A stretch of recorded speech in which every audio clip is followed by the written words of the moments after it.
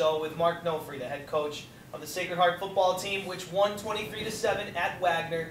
Tough conditions, maybe not the best game you've played all year, certainly, but a character victory, I think, Coach, in that it was difficult, there was adversity, and you were responding from a loss, and still went into a hostile territory and won a must-win game. What does that say about your team? Well, it says a lot. You know, we talked about it before, and adversity brings out character. And I truly believe that I have tough, hard-nosed kids that find ways to win, and this group of kids have done that now over the past 18 months. On the road, we hadn't beaten Wagner at Wagner since 2001, so it's been 13 years since we won down there. Obviously the weather conditions weren't great, but they played hard. They were emotional. They made the plays when it counted, and they just found a way to win, and that's what you want from those kids. And I think the sign of a good team, we saw it last year, we've seen it many times this year, is when one group or one player doesn't have their best, another group or another player steps up and helps the team as a whole. And on this week, it was special teams. Two big special teams plays, one from Pat Casey, one from Preston Sanford on blocked field goals. One of them a little stranger than the other. Got you on SportsCenter Top 10, but again, nonetheless, guys stepping up and contributing as maybe they had not in weeks prior. So what does that do for those guys to be able to do something on special teams? Well, we talked about it on Saturday morning before the game. The keys to the game, 3 or 4 keys to winning the game, and one of them was we needed to win the special teams battle.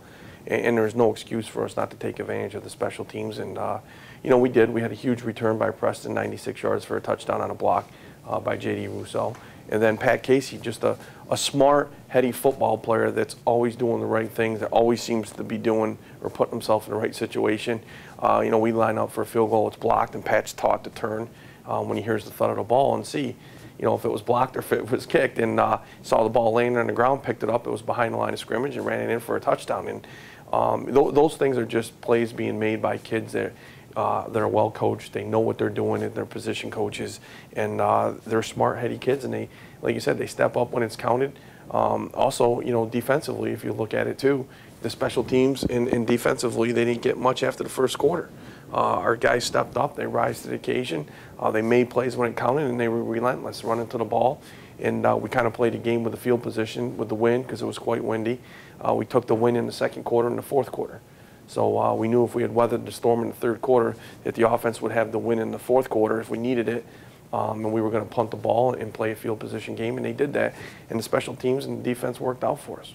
It was great to turn on SportsCenter and see Pat Casey as the number 6 play. Again, a guy that blocks, gets targeted maybe a few times a game, but makes big catches, gets in the end zone a few big times this year, and he ends up getting nationally recognized for a kind of a freak play. And it's the second straight year that you guys get on a top 10 SportsCenter play. That kind of exposure, what does it do for Sacred Heart football? Well, it's the same thing we talked a couple weeks ago. When you get ranked in the top 25, it gives these kids notoriety. It puts the university on the map, and it shows people out there that we have a good, solid 1AA football program that's well recognized, and that we're doing things right. We got the right kids in here. We're teaching the right things, and we're coaching them up to do the right thing. And it says a lot about the kids I have on the team and the players I have and the coaches. Let's talk defense. And the third time this year you've held an opponent to 7 points, or 7 points, I should say. It's a unit. There are guys that are playmakers. You have a lot of them. But defensively, as a unit, it's impressive to watch. How about for you on the sideline? It is. I tell the kids all the time, and not just defensively, I tell the whole team, it's a pleasure to sit back there sometimes on Saturdays and watch all the, aspects of the game and see how hard they're playing and the moving parts, and everybody has a role in buying into it. And, there's going to be times where the offense is down and the defense is playing well, or vice versa, and, they need to pick each other up and feed off that, and offensively, we were able to generate a touchdown on Moses Webb's reverse. You were able to, get 3 more points from Chris Rogers, and they needed to make plays and get first downs when it was needed. So obviously they weren't at their best, but they needed to make plays when it counted, and they did. And I think that they feed off the energy and watch what the defense is doing. They're running around, flying around, and it's great if you got both offense and defense clicking on the same cylinders for all 4 quarters, but technically that's not going to happen all the time, and the other side of the ball needs to pick up the other side. As long as the kids stay positive and they're excited, they're emotional when they play, that eventually they'll find a way to win, and that's what we did on Saturday. We played hard, played emotional, and they made plays when it counted, and they Challenge again now is to move on to CCSU. So good luck this week against the Blue Devils. Thank An in-state rivalry game and another must-win game. Looking forward to it. Thank you.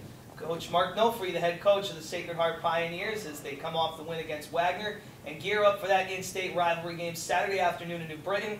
CCSU and Sacred Heart.